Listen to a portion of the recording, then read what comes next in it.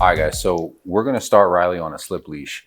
The most important thing that I want you to remember when you're using any training tool, whether it's a slip leash, star mark collar, martingale, or prong, is that you want the collar portion, in this case on the slip leash, the collar portion is gonna be fitted at the top of the neck, and we want it to be fairly snug. So let me get Riley back over here. Riley, come here, bud. Good boy. Riley's a little nervous with all the camera equipment. So I'm gonna use a food lure right now to kind of get him to be still as I put this around his head. Good boy.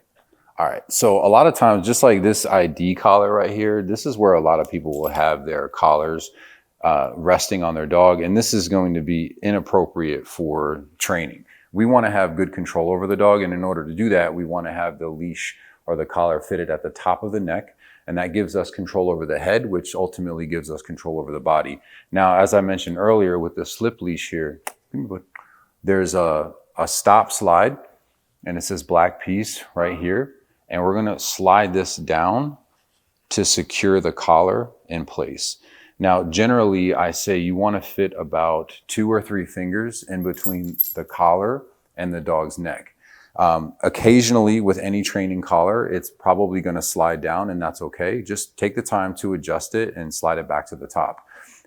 Generally, when that happens, when any collar that you have is sliding down, what you want to do is just gently pinch the dog's scruff and pull the collar up, and just do that all the way around the dog's neck. Right, so you're kind of just separating them and pulling it up.